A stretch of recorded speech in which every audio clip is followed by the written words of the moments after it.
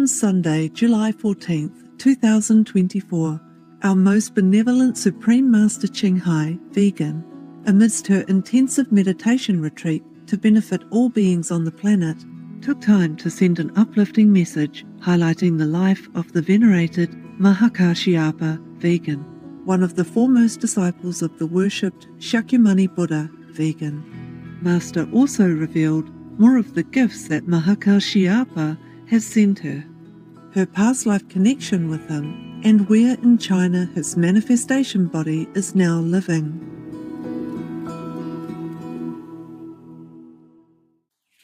Hi there, all the beautiful souls that descended into this world to give benefits to all others, as many as you are capable, according to God's grace and God's will.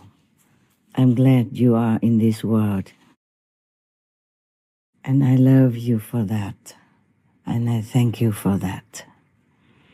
Even if you do some little good to others, even though you think it's little, but it could mean the world to the receiver. At least your soul is pure, your heart is benevolent, as you are worshiping God, praising all the masters, and thanking all the noble souls who are doing God's will for the benefit of all. I'm glad you're here with me. Otherwise, I probably would have felt or would be still feeling very lonely on this planet, as we are kind of far away from home. Though it's not far, but because of physical space, it makes us feel that it's far. But as long as we meditate inside, we can always contact home or make a brief visit to some nearby neighborhood of our heavenly home. I want to ask you, please also help me to thank Mahākāśyapa, because I don't think I thank him enough. And I want to tell you his story so that some of you who don't know who he is would feel honored to know him. You see, Mahākāśyapa was one of the foremost disciples of the Buddha when the world Honor One was still alive, and he was named the ascetic number 1. Buddha had 10 foremost disciples, and some of them had the title, like Mahākāśyapa is ascetic number 1. Maudalagayana is like magical power number 1. And the great Anand is good memory number 1. Yes. There are more. Sariputra is the wisest, for example. And according to a Buddhist legend, Mahākāśyapa, the real Mahākāśyapa, the monk, one of the foremost disciples of the Buddha, is still alive today on earth and meditating in a place, maybe a cave in a mountain, which is named Chicken Foot. Yes, so the one who had given me the Buddha Sarira, your sister wanted me to change the photo that they put on in the first place. They were not the ones that Mahākāśyapa gave me, so she wanted me to change it to the real photograph. I really want to see it now, but I'm kind of far. I couldn't get there quickly enough yet. Besides, I'm still in retreat. I don't want to go too far. I shouldn't. Once you are in retreat, you should be always in one place, as concentrated as possible in one place. Maybe you could be in the garden, but without seeing anybody and without letting anybody see you, so that you can harness all your power for some special purpose. Many people do retreat just to invigorate their energy and to harness all the power so that they can accomplish some task. Yesterday, I had a talk with my dog people. Sometimes it's telepathically only. Sometimes, if possible, by phone. And the dog people even know what I have revealed to you. I did not want to. I did not want to reveal it, what God made me. And after I revealed it to you, I asked God 3 more times whether or not it is the right thing to do, to reveal to you my real identity. Or if not, please let me delete these parts, because I don't know how people would react. And I also don't know how to react to their reaction.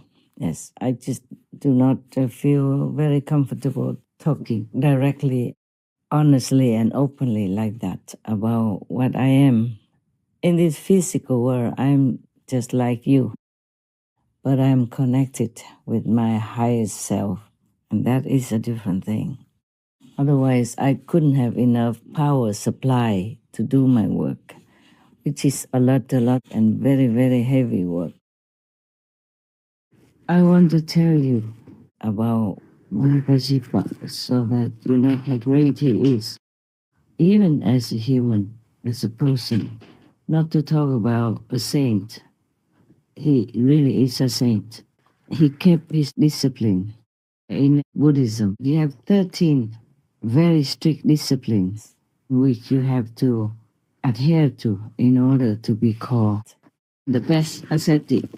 Like you cannot eat after noon, and you eat only 1 time a day. You have only 3 layers of monks' robes, and you have to collect the discarded cloth on the street, in the cemetery, or in the garbage area where people throw things away, to make your own clothes. You can't wear new clothes. You can't buy new clothes. You can't accept clothes newly made for you. You do it yourself. You pick up clothes everywhere, wherever you can, and sew them together, one piece at a time, to make into good warm clothing to cover yourself with dignity. That's all you can have. And you have a baking bowl for going for alms, yeah? And take care of yourself once a day. And nowadays, still there are Hinayana monks who do the same or similar, but then they eat anything at all. They don't restrict themselves to veganism, which is a compassionate diet.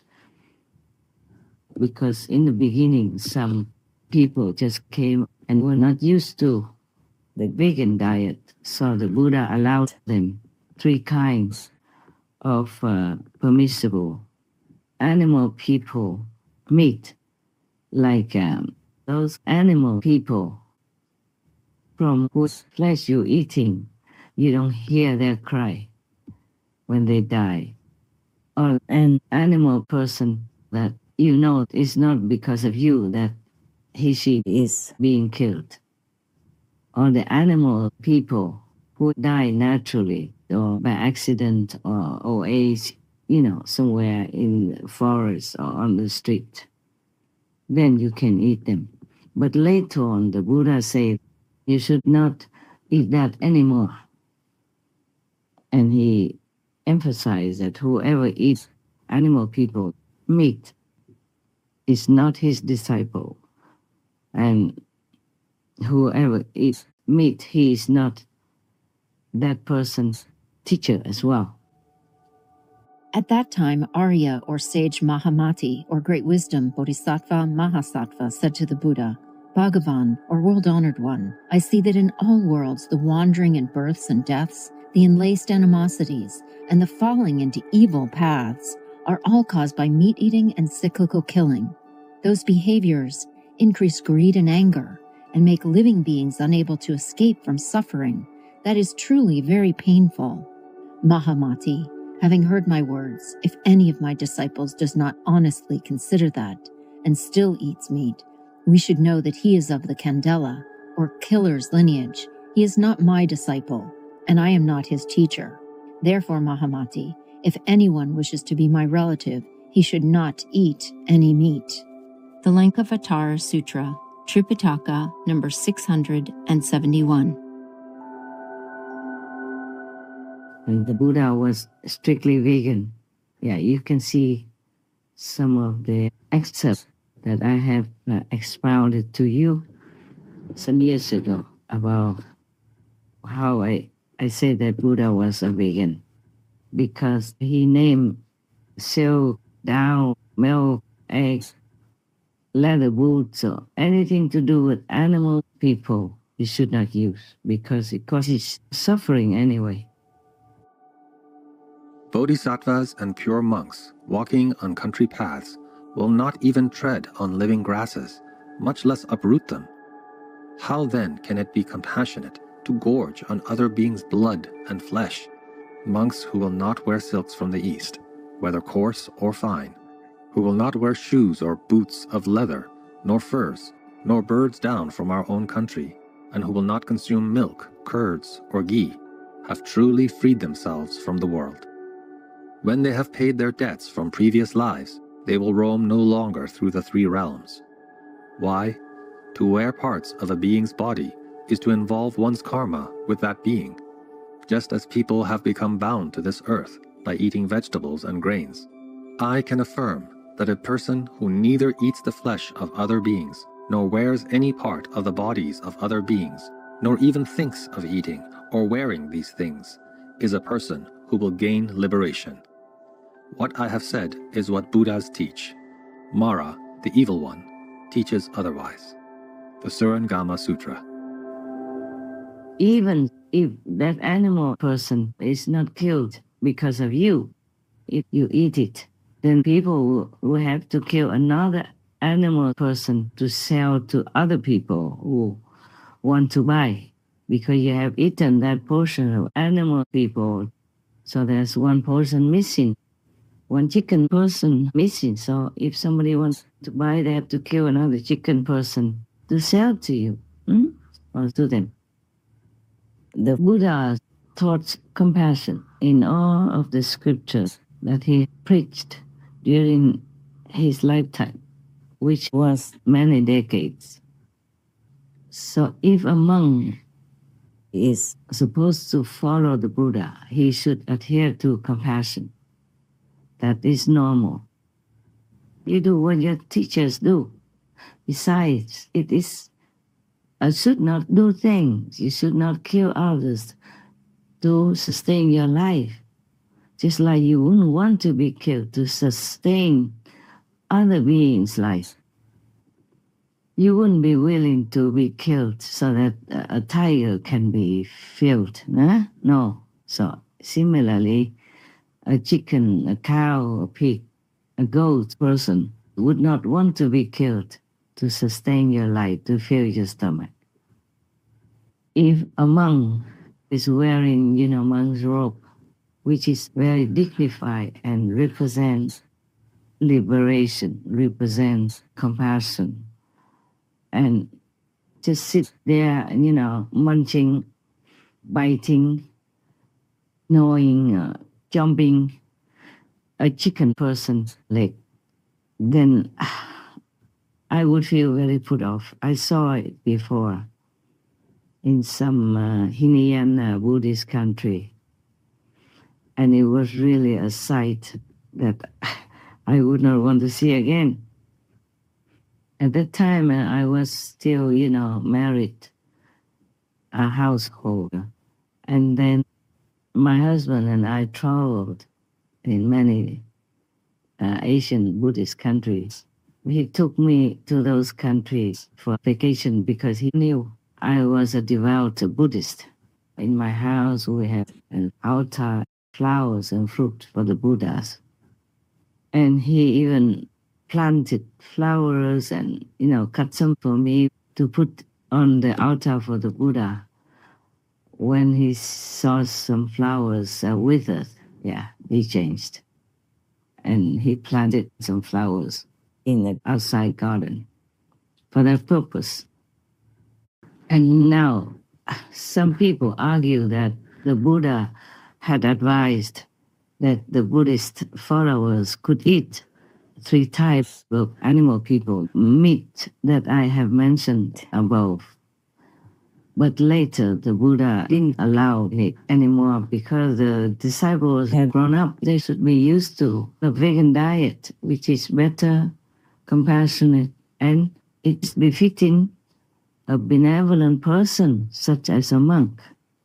So even in some other sutra, or maybe the same sutra, some monk asked him what to do if when he went out for alms, some of the followers give them animal people meat with the rice or other vegetables. What to do?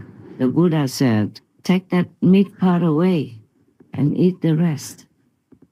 So overall, everywhere almost, the Buddha always advocated the compassionate diet, which is the vegan diet. Okay. Now, even if the Buddha did not force you to eat vegan or allow you to eat the 3 kinds of animal people meat, I would not want to.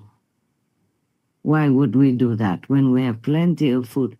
Even nowadays, oh God, we could never eat all of the food that is produced, not to mention about the no-pain food that I adhere to, but not often even. Even if you just can live with brown rice and sesame, that would be also okay. So I don't think we should argue about eating animal people, meat or not eating meat, the 3 kinds of pure meat or not. We should not, because to be a monk is really to be in a noble position. For me, Yeah. And the example that you make by the way you live your life is enormous to the faithful. They copy you. They learn from you because they respect you. So we would like to make a very, very noble example, a dignified example, befitting the representatives of the Buddhas and the representatives of God Almighty on earth. Imagine how this is sound to you if you are a child of God, if you're representing God, if you're representing the Buddha, and yet you're sitting there showing that you care nothing about the suffering of another being who was kicking, quacking, or mooing yesterday or a few hours before you chomp it down. It's just normal common sense. For me, yeah. For you, of course, I think it may be the same. Most of you are the same, except some new ones or some at a lower level have less sensitive feelings. But for me, even though there's no pain food, I myself cannot even personally pluck them to bring in and eat when they are still alive. In the garden, for example. If it's already sold in the market, then I could maybe. But even then, I don't feel very good. I prefer not to eat them. I prefer just like brown rice and sesame. There is enough nutrition for me to do all my heavy work, mentally, intellectually, and all kinds of other aspects as well. But still, if I can live on just very simple food, then I would be very happy. I wanted to tell you about Mahākāśyapa. Okay, Mahākāśyapa, he's supposed to be still in that chicken foot mountain, and many people went there for pilgrimage and buying souvenir stuff from there. They believe the souvenir have blessings from the great Mahākāśyapa. But he himself, the real monk, is staying in that mountain. Nobody can see him, of course. He's hidden inside a cave within the mountain. But he himself has just a manifestation body. And that body is in China as a human. just doing what we're doing as a human. So you see, we all have a duty. Even as you are human, but who knows, maybe you came from a higher heaven, and you are still in a higher heaven, your soul, your real self, and you are connected here on earth with your physical body through this kind of silver cord that keeps you alive on earth. As soon as that cord is cut or severed in some way, then you can't stay alive anymore. So Mahākāśyapa has a manifested physical body on earth, just like a human. Just like I told you before, the king of karma lives near Australia. I don't want to tell you. I don't want you to go there, run around looking for him. As a human, in a human body, but he is a king of karma, and he's still doing his job, both in the human world as well as in the invisible world, like astral world, for example. We talk sometimes, yeah. Now, Mahākāśyapa was a great being, a great saint.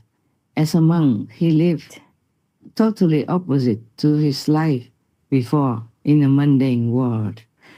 He was the son of a very rich family, so he had everything he wanted and lived in luxury. But since young, he always wanted to be a renunciate, to practice spiritually. He didn't want to stay in the house, continue his business, or enjoy the luxury. Just like the Buddha, he was a prince, but he renounced everything just to look for enlightenment, to attain Buddhahood. Mahākāśyapa was even married to a beautiful woman, the most beautiful woman that anyone could see at that time in that province, or maybe in the whole country. Excuse me. I want to tell you why I cough, but I wonder if I should. Let me ask. Yeah, don't worry, I'm not really sick or anything. It's just the karma that manifested from my interference with some war people. Namely, this is the Lord, the king of karma even told me himself, because I didn't bother so much.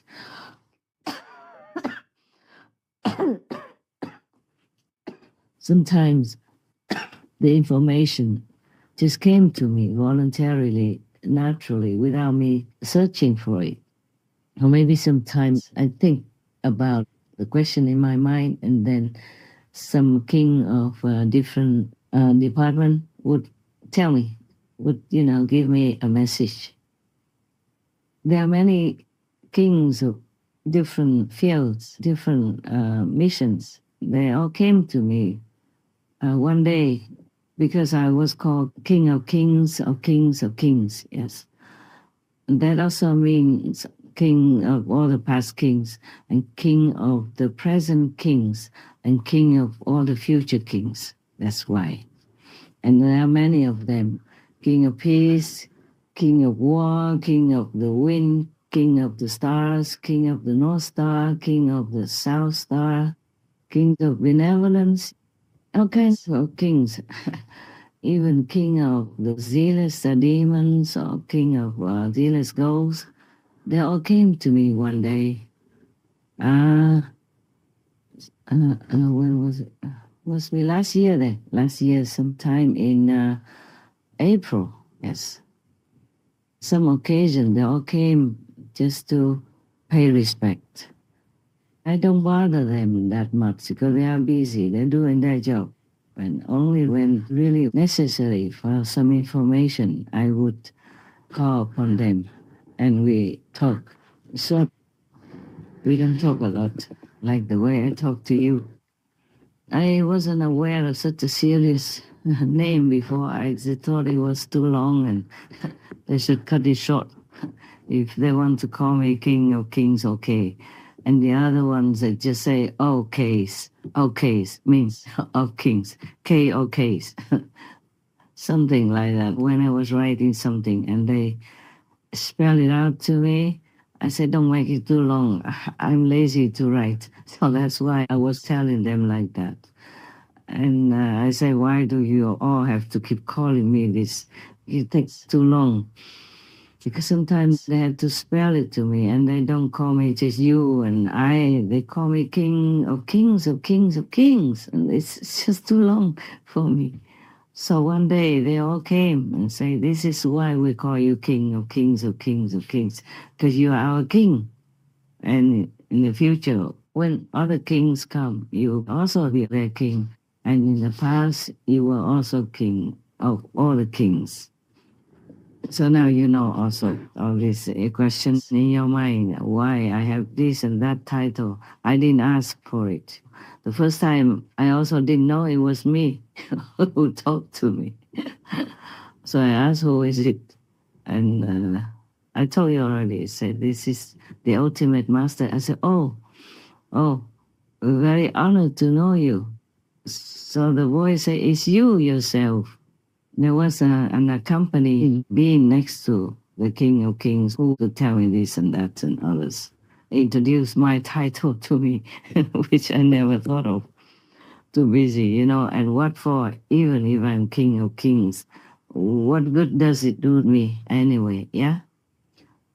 I renounce everything already. It's just that I have to still keep remembering some, because that helps me to draw out much more power so that I can use it to help this world as much as I can. That's the reason why I still need the title, some of them, okay? And I never thought I would tell you that I'm Maitreya Buddha or the king of Dharma wheel turning, because I never thought about all these things. I'm too busy working every day. Just like if you graduated or if you're a doctor, you can't keep thinking, oh, I'm a doctor, how wonderful, how great. No, you're just taking care of your patients. That's all. It's only the patients that keep reminding you that you're a doctor. People who you are dealing with remind you that you're a doctor because they call you doctor this, doctor that. Yes, they even call your wife Madam Doctor, even if she doesn't have any doctor degree, because she is the wife of a doctor. Yeah, in German they call a doctor's wife also Mrs. Doctor. Yeah, Frau Doctor. So it's nice. See, if you're a woman and you want to be called doctor, just marry one. Very convenient. You don't have to study many, many years and work so hard for your doctor degree. What else do I want to tell you? I keep telling things and it jumps from one thing to another. Mahākāśyapa never wanted to marry, but his parents wanted him to marry, of course, because he's a son, and he will inherit all their business, their properties, and he will have children for them and all that. So they really kept pressuring him to marry, but he said he doesn't want to. And they keep pressuring him. So one day, he asked a very famous, very good sculptor, who makes statues, to make a statue as the most beautiful woman you can ever imagine for him. And he brought it home. He said, parents, if you want me to marry, this is the kind of girl with virtues, with the heart who wants to also devote to spiritual practice. Then I will marry her. Oh, that was difficult for the parents to find such a beautiful girl. They didn't even know where. And then he said, okay, then let him leave home to beg for alms everywhere in the world, anywhere in the country at least, to find that woman for them. So the parents, because of the prospect that he is going to marry, let him go. So even then he was very young, but he already had this kind of monk mentality, monk spirit, monk's heart. So he went out left the family behind, taking nothing, and with a begging bowl, went for alms and walked from one place to another, making that excuse just to find a spiritual teacher worthy to teach him. He was very intelligent as well. He knew many things, he learned everything, and he was perfect in many ways. So many teachers also could not continue to teach him anymore. But as fate would have it, the parents somehow had a friend who found this beautiful girl who looked exactly like the statue that he had made, even though he never met her before. So he had to marry. And the girl that the parents wanted him to marry also had a similar spirit like him.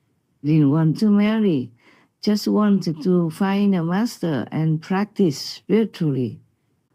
So somehow she was very sad to have to be forced to marry because her parents were so eager to marry her because his family was very, very rich and he was also good looking, educated, virtuous, gentle, sweet and all that. So she could not, argue with the parents. In the old times, whatever your parents said to you, you just had to obey. Especially in the matter of marriage, they picked your partner for you. They picked your husband, your wife for you, and you couldn't say no. Yes, but mostly they would consult their astrology, the expert, to see if both of them have a compatible spirit, like almost the same things, and have similar family heritage, a richness. Otherwise, there might be conflict.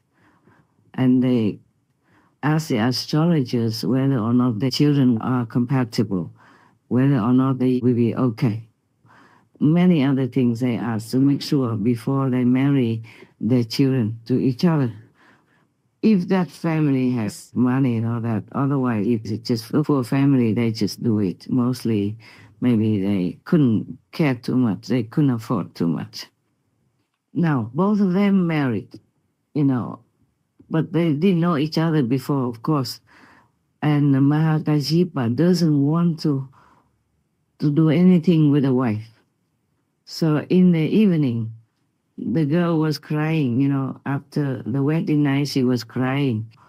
And then Mahākāśyapa asked her what's the reason. At first, she didn't want to say because she couldn't believe that she had such a good husband like Mahākāśyapa. But finally, after asking many times, she told him that she doesn't want to have any physical contact with any man. She doesn't want to be married. It's just because her parents forced her into this marriage, and now she's going to be ruined and doomed, being a wife. So, he was so happy to hear her say that. She just wanted to practice spiritually, wanted to find a real master. She didn't want any kind of mundane, physical, thing at all. And then he told her also his ideal. So they talked to each other, exchanged ideas. They both were very, very happy. So they decided that they would stay together, no problem, and help each other to find the master somehow. Whoever finds first will tell the other, yes, by chance or by any news or any other person's recommendation. So they didn't sleep with each other, yeah? They had 2 beds, slept in 2 separate quarters. And until their parents found out, they didn't like that. So then they had only 1 bed. They were forced to sleep in 1 bed together.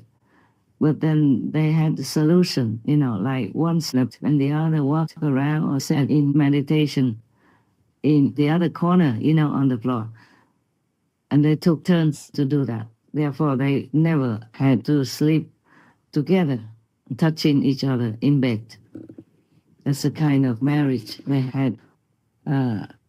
After they married, one day, the wife was eager to maybe like run away or something to find a master to practice, to be liberated, to be enlightened.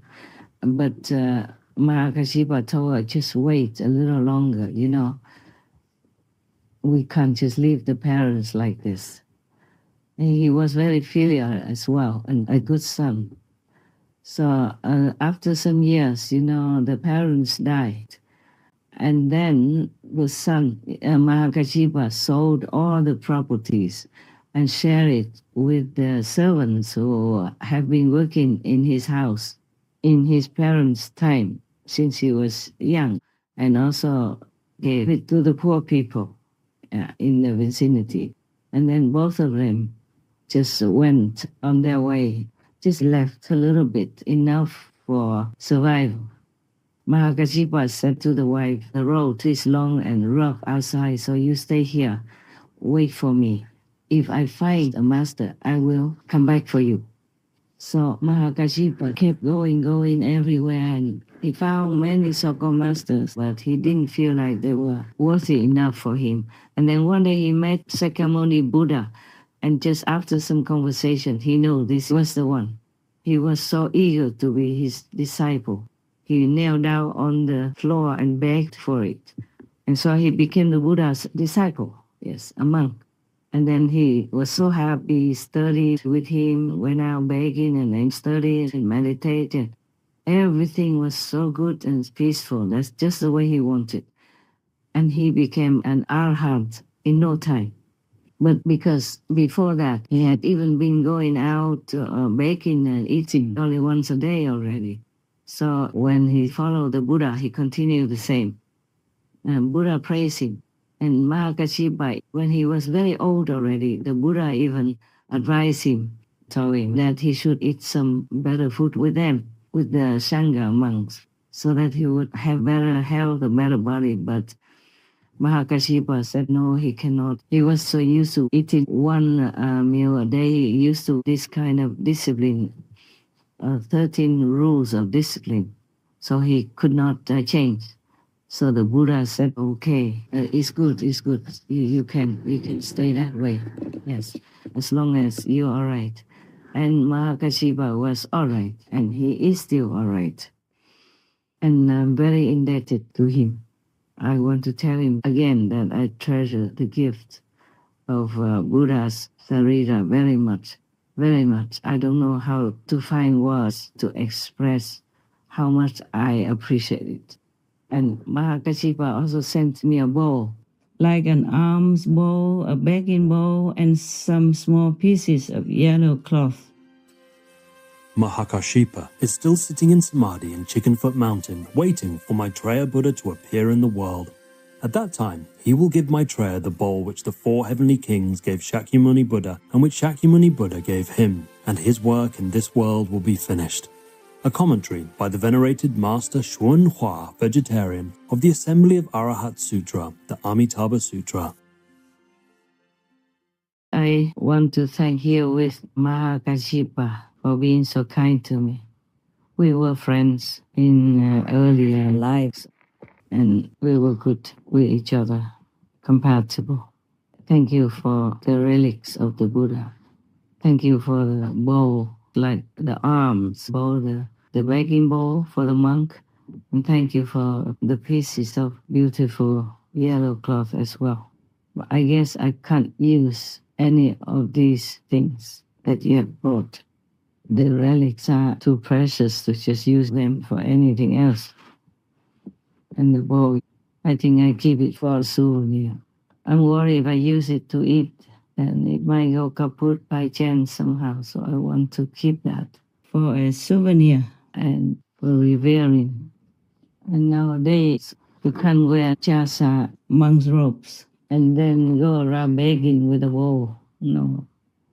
It's very difficult to live like that nowadays.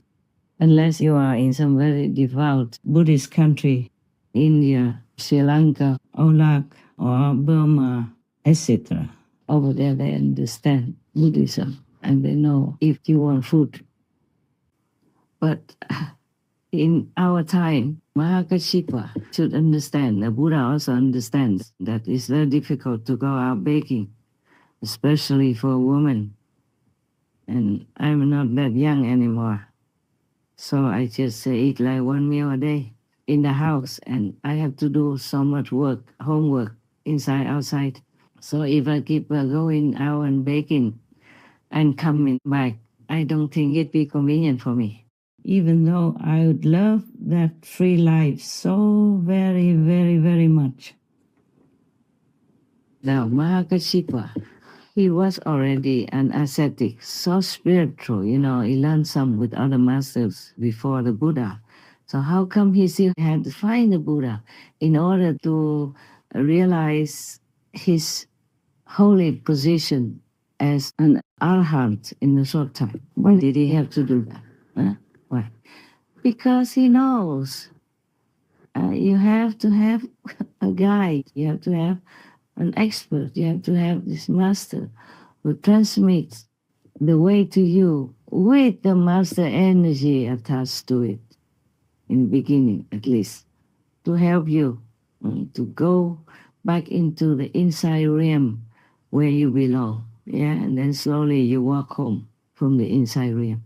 If you don't have a master, a living teacher, then no matter what you do, you can say 99% is not fruitful. Even if you can achieve some meditative power like a seer or some yogic power or something, it's not complete liberation, it's not Buddhahood. You will be reborn again on earth, and then God knows if you can still continue to control your life in virtue, morals, and beauty or not. Without a real transmission of inner power to you, to open your own power, it's a very slim chance that you could enlighten yourself and reach liberation, or if learning some other method that is not suitable, that is not the ultimate. And after Mahākāśyapa sent for his wife, she came study with the Buddha, and in a short while she became an arhat also. It means saint already. During the Buddha's time, sometimes the Buddha just talked to somebody, they came and talked to him, and the Buddha explained to him, expounded to him the truth, and then that person became enlightened and attained some level after meeting and talking to the Buddha. It's not because of the Buddha's talk or voice, it's because of the power emanating from it. And also that the Buddha will teach that person a method to practice. Maybe light and sound method, the way you are practicing.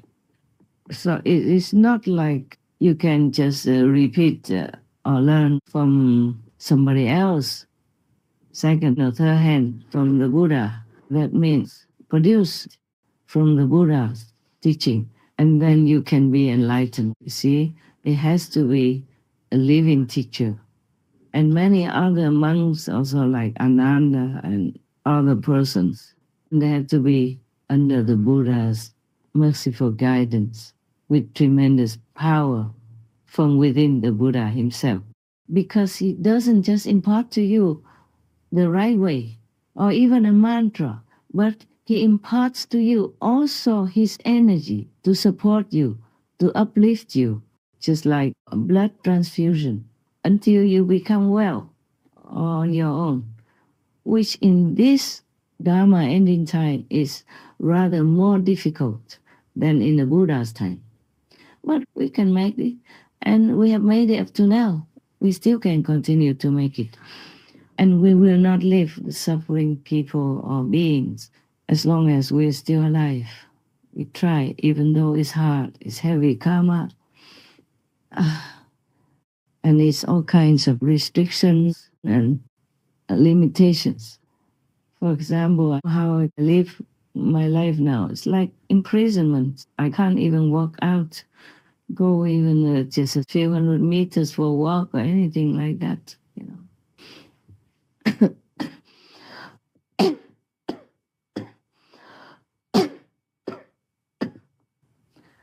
Even if I want to take some photographs, I have to see that maybe that place is empty, the garden has nobody looking, or take just some steps away from the door, you know, when it's quiet time and the whole area is empty. Yes. And then when I come back, I have to pay for it, you know, spiritually. I have to make it up more, meditate much longer. But then it's quite busy sometimes. If Shakyamuni Buddha had many different religious backgrounds of disciples, and if one of the different religious background disciples had become completely enlightened, or the successor of Shakyamuni Buddha, maybe this person was not living with the Buddha and was not the monk of the Buddha, but he was somewhere else on the other side of the country, or even in another country. Then, according to his master and the Buddha's order, he would either give initiation in his hometown or anywhere else and keep the appearance of his own religious background. So people come there to get enlightenment. I don't have to see a person from the same religious order as the Buddhas. So the new so-called disciples of this successor will not see a Buddhist monk, but may see a Brahman missioner or Christian priest, for example, like that. That doesn't mean that priest or that missioner does not have enlightenment lineage from the Buddha. It's just he looks different, because the enlightenment lineage is from inside, just like the blood in your veins.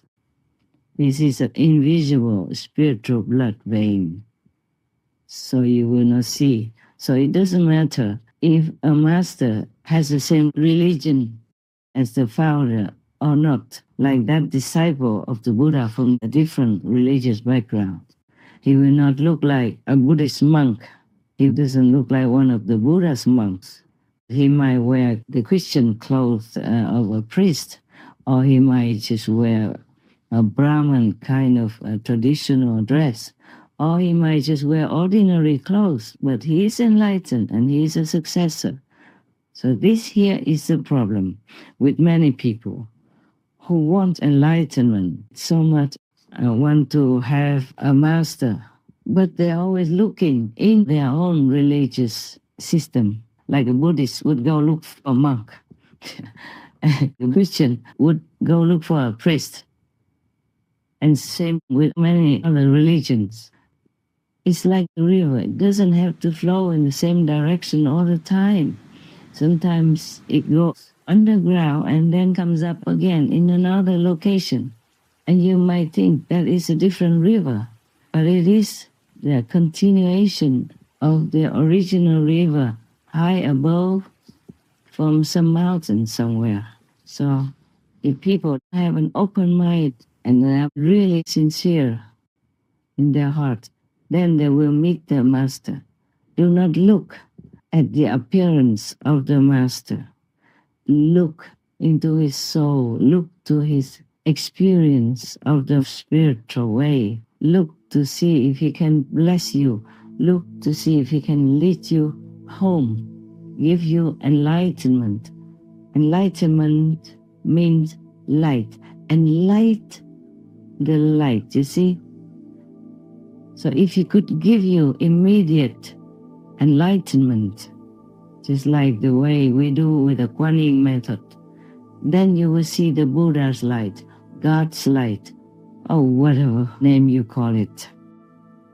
And then you will know that Master is capable, or he can help you to hear the inner melody, the inner sound, the sound of no sound.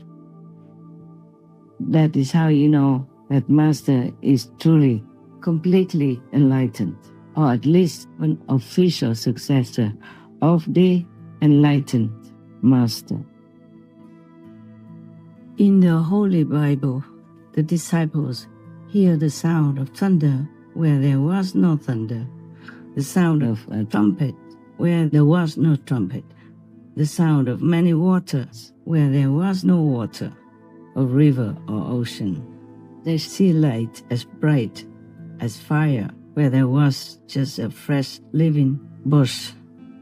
In the Buddhist Diamond Sutra, Buddha said, "Do not look for appearance or sound from the outer world, because one cannot see the Buddha there."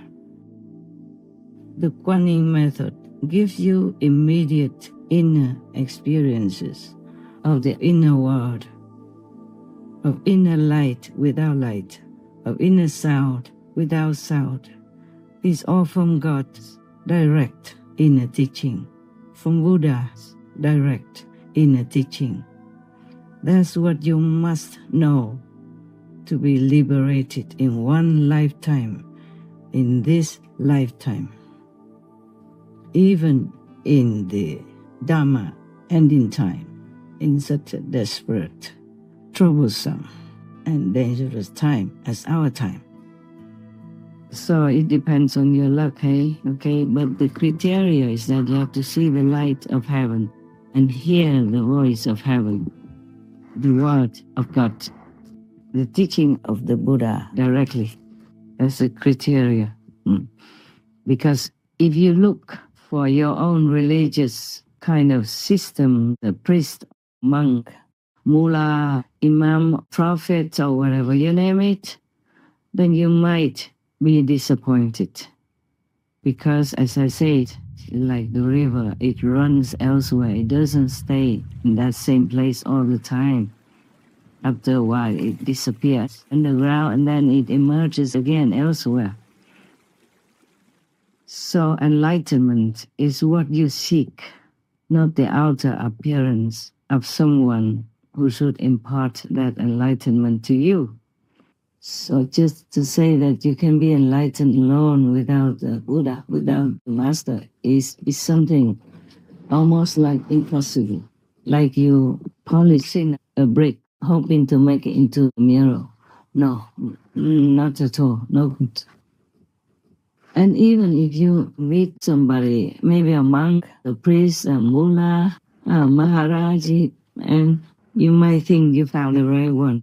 Just after initiation or in the beginning or before, you wake up from your samadhi at the initiation time and you might see the Master become exhausted. And sometimes if you have your third eye open or your clairvoyant ability with you, you can see the Master maybe being punished, being beaten up by those negative demons that jump out of your being and other initiates at the same time. And maybe the Master can get very sick, either immediately or, a little while after. And then she needs to recover her spiritual strength. So we really are in debt to all the Masters in the past and present for sacrificing themselves to the utmost. Some disciples have very heavy karma, but the Master never asks what he did before, how he will repay his kindness. No, nothing. It's all unconditional. It's all love, guidance, and truly caring in God's grace. You feel the love. If truly is a real Master, the moment you meet them, you will feel something that lifts you up, even if they just give you a test. Like, okay, close your eyes and recite this Buddha's name or your religious founder's name. Then you immediately will enter into samadhi. Or before, he did not even need to tell you any instruction yet. Yeah, because our Master power is beyond imagination. The stronger the Master, the more she can take more souls back to heaven and make the disciples more comfortable in the physical life. Until then, Only the lucky ones in the world truly meet the good Master. Okay, if I have any other things to tell you, I think I talk more later. It's no rush. May God bestow upon you all the best. Not necessarily money or possessions, just the best. May you be well, may you be blessed, may you be loved. Know it and feel it.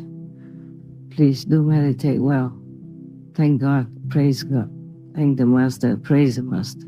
And you will be graced with abundance, physically, emotionally, and spiritually. Amen. So long. Most merciful Master, we are ever grateful that you continually share such precious spiritual knowledge that we otherwise never would know to inspire and elevate us all. You set the absolute best example of how we should conduct our lives. Our deepest gratitude for reminding the world again and again that we must seize the very rare opportunity to gain self-realization while we still have a human body by finding an enlightened Master and practicing the meditation method they impart. May God Almighty ensure everlasting serenity, calm and security for Master, as well as the very best of health and wellness.